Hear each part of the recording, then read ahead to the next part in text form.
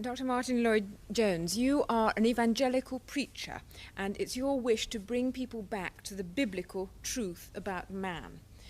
Now, in so doing, you persuade man that the modern popular idea of what man is on the wrong track. Could you specify where you think he's making mistakes?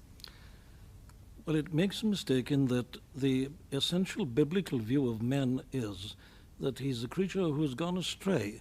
In other words, I criticize the modern view of men on two grounds.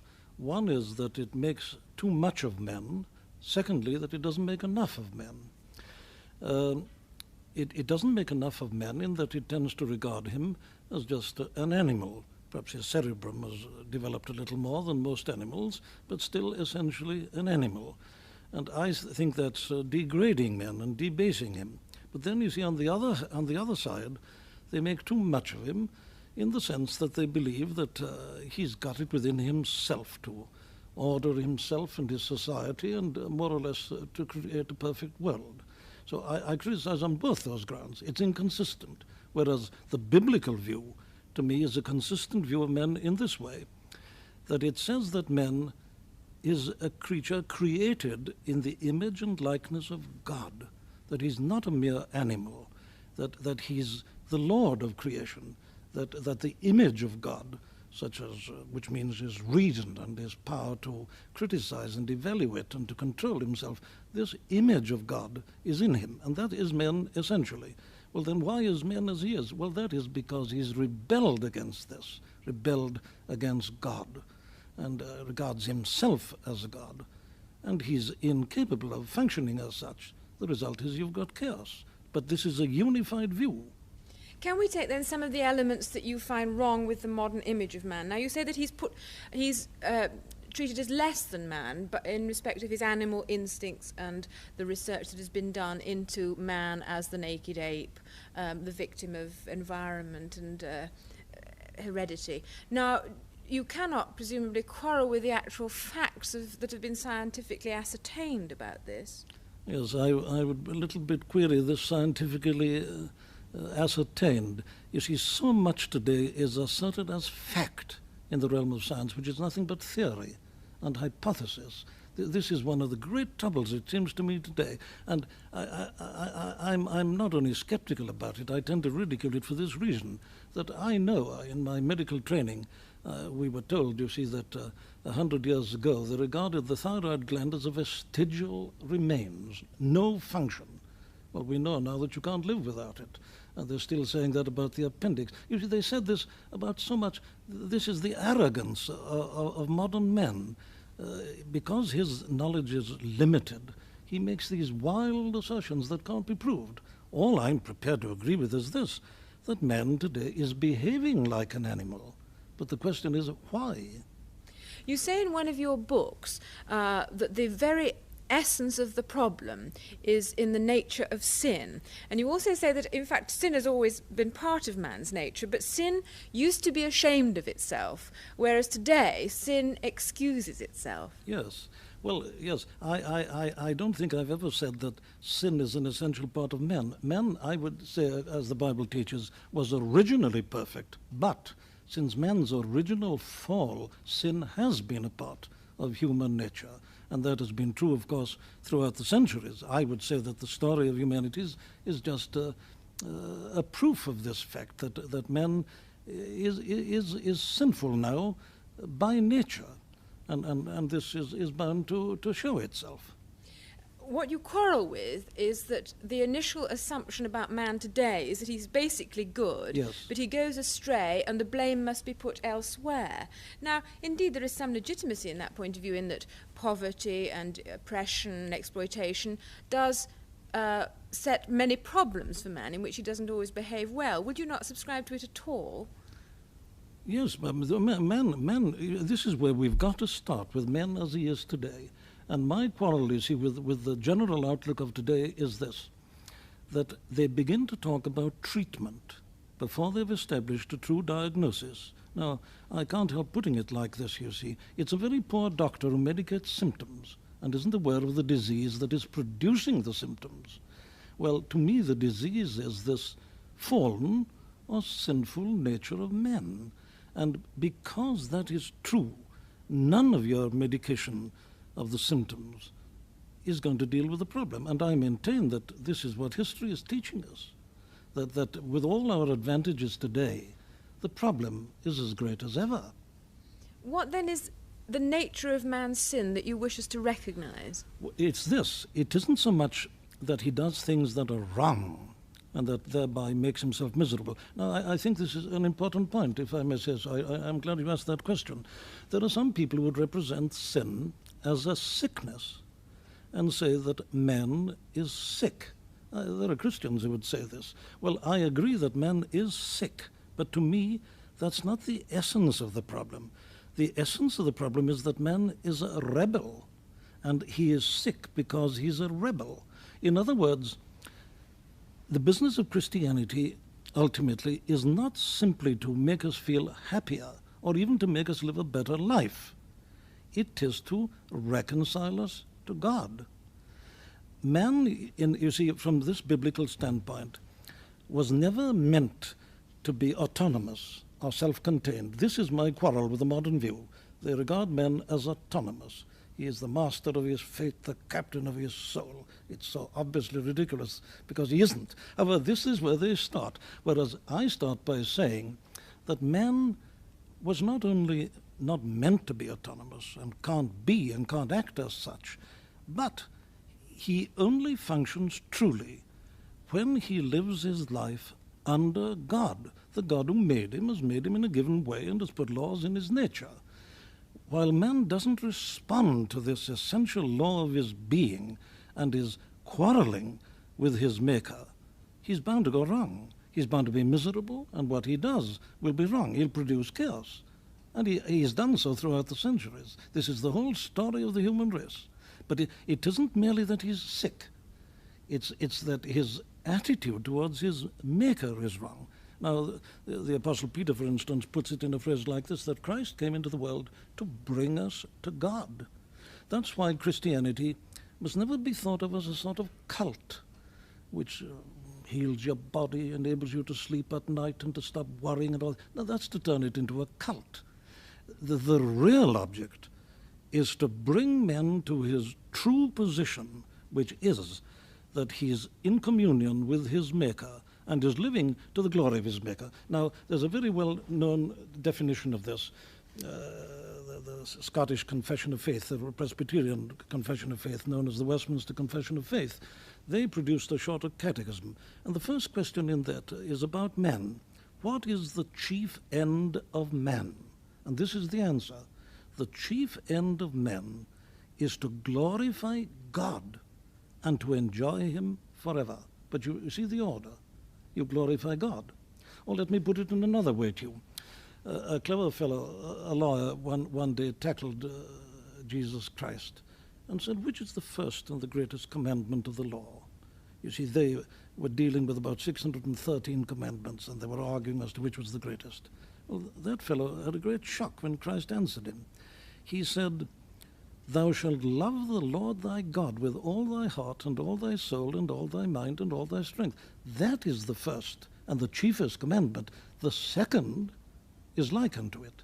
Thou shalt love thy neighbor as thyself. Now today, people start with the second and forget the first. You know, this point of view is obviously held with great conviction by you, but I would have thought it brought you into conflict not only with people who don't subscribe to the Christian religion, but to many other Christians too. Well, of course it does. I'm sorry about this. This is something I deeply regret. But this isn't the first time, you know, that minorities have been right.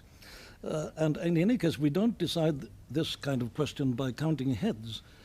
I know nothing about these things, primarily, apart from what I find in the Bible. But I maintain that the story of the human race and the story of civilization is a proof of the truth of the Bible. But what I would suggest is that whereas they would tolerate your point of view as a rather different and divergent view of Christianity, you are unprepared to tolerate their view as a possible version of the truth. Is that right? I am, of course I am. And for this, and I say, of course, quite deliberately, for this reason, that Christianity is a very exclusive and dogmatic faith. Take the Apostle Paul, for instance, writing. He says, though we or an angel from heaven preach any other gospel unto you than that which we have preached unto you, let him be accursed. He puts it like that. Now you may say that's the arrogance of Paul. I say no. This man has been given his message. He received it by revelation. It isn't his point of view. If a man asserts his own point of view or the result of his own thinking in this intolerant manner, well, he's a boor and he's not to be tolerated. He's a hopeless fellow. But when you are given truth, which you claim is truth from God, well, then you have no right to be anything but intolerant. When I find people insinuating their own theories and ideas and using the name of Christ, well, I have to protest. This is dishonest apart from anything else, in my opinion. But nonetheless, it's a highly regarded Christian virtue these days to be both charitable and tolerant of people of different views from oneself. Do you disapprove of that? Well, again, for the same reason, I am bound to. Christ himself said, I am the way, the truth, and the life. No man cometh unto the Father but by me. He says, all others have been thieves and robbers. So when I find the thieves and robbers being accepted into the church and their views being tolerated and praised, surely I'm bound to protest. The point is this, that Christ, I claim, is unique. You mustn't put anybody near him. You mustn't mention him in the same category as Confucius or the Buddha or Muhammad or anybody else. Why not? Well, because he is the only begotten Son of God. This isn't my theory. This is Christianity. This is what the apostles preached. They preached Jesus and the resurrection. Now, take a man like the Apostle Paul. He, as a Pharisee, resented all this. The Pharisees regarded Christ as a blasphemer. Who is this fellow? How can this man teach, never having learned himself? Who is this man who claims to be equal with God? And Saul of Tarsus persecuted the church, and he hated Christ. He says so. But then he came to see that this was the Lord of glory, and he preached nothing else. I must take you up on the social relevance of all the things you've been saying, because if the church here on earth, the church militant here on earth, has a role to play in the lives of all people, whether Christian or not.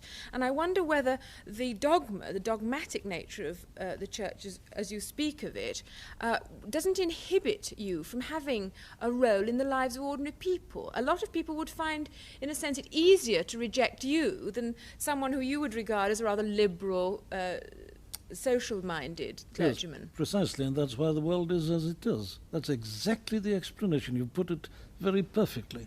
Now, I cannot accept the statement that the church is a social institution in your sense. A church, to me, consists of people who are truly Christian. Now then, you say, what is the relevance of this to the social conditions and the problems? Well, I would say that it is the business of individual Christians to play their part in society. And, of course, historically, this is what is most interesting. The church has had her greatest influence upon society and social conditions when she's been most evangelical. Now, this isn't, again, my theory. I can establish this. I was in Scotland last week commemorating the 400th anniversary of the death of John Knox. You read the account of the conditions in Scotland before Knox, and he's always charged with intolerance and all the things you were saying. But that man changed the life of the whole of Scotland. He introduced an educational system. He changed it morally, politically, and in every respect. The Puritans did it in this country. Cromwell, don't forget, was an evangelical Christian. And then you come on to the 18th century. You have the evangelical awakening and Whitfield and the Wesleys. That did more to improve social conditions in this country than all the dabbling of ecclesiastics in politics. You know, and yet it's often alleged against evangelicals that they promise salvation at the end of life and don't, in fact, apply themselves to the relieving of man's lot here on earth. Now, how concerned are you with man's lot here on earth? Well, I'm very concerned, and I've always criticized that particular representation of evangelicalism. To me, it wasn't biblical. You see, the biblical view of man is that he's to function in society. For instance, Paul's teaching is that the powers that be are ordained of God, that magistrates and all are ordained by God. That God, you see, there are two elements in my position. Man fundamentally needs this gospel which can renew him and renovate him and make a new man of him.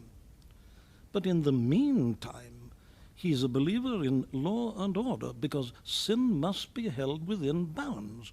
If you don't have magistrates and punishment and so on, well, you'll get chaos, and I think we are witnessing a good deal of it at the present time. But this is a part of the whole Christian position, and Christian people in the past have played their part in politics and in various other aspects of Christian life. Unfortunately, in the last 100 years or so, I agree they have been somewhat guilty of the charge that you bring against them. But a number of us, and by now I think that's more or less gone. I find today that most evangelical Christians are very much concerned about the social implications and are laying great stress upon it. Can I revert again to this matter of man having lost his sense of sin and therefore not being in a situation of being able to be saved? I would say a great many people now feel that matters of sin are less than their immediate concern. And that being so, do you see much possibility of your point of view prevailing? Well, I not only see the possibility, I actually see it happening. I find people are turning back to this. I'm travelling about the country a great deal now. I was telling you, I was in Scotland last week. I was in Glasgow on Wednesday night and preached to 2,100 people. Now, it seems to me that something's happening. I find politicians find it very difficult to get 50 people to listen to them. In other words, I believe people are beginning to realize the utter bankruptcy of most of what's been offered them, and are turning, perhaps vaguely and even wistfully, back in the direction of this great authoritative message of the New Testament, which I maintain is only represented by the evangelical standpoint. And we've got to bring them to an awareness of this. Of course they're ignorant, but that's the business of preaching. But isn't this need for an authoritative line, whatever it might be, in conflict with the other trend in man's development, which is for self-expression, fulfillment, self-realization, which you actually disapprove of? Well, yes, of course I do, because man as he is, you see, the more he expresses himself, the worse things become. You see, if each man is autonomous and is to express himself or herself, you're bound to get conflict, aren't you? If each one of us is a god, and I do what I think is right, well, you think differently, well, there's a clash immediately, and you get chaos. You see, we must, both of us and all others, submit ourselves to God. We've got an authority outside ourselves, and we have a motive and a reason and a purpose. You see, when people deny this, you must get chaos, and you've got it. This is the tragedy. And so my business is to call people back to this. You've got, first of all, to show them why things are as they are. They've got to be clear about this. There's no hope until they are. Now, I know there are people going around today and saying, Jesus loves you and so on. Well, if I were a man in the street, I'd say, well, what about it? Who is your Jesus? I don't want him. I've got a car, I've got a refrigerator, I've got a television set. What are you bothering about? I'm not interested. Well, that is my reply to that. You see, the Old Testament is the law. And as Paul puts it, the law was our schoolmaster to bring us to Christ, to show us our need. Now, when people confront the Ten Commandments, there they see their failure. And it's only when they realize this truly, they'll see their failure, and it's only people who see their failure who are ready to listen to the offer of salvation. Dr. Martyn Lloyd-Jones, thank you very much.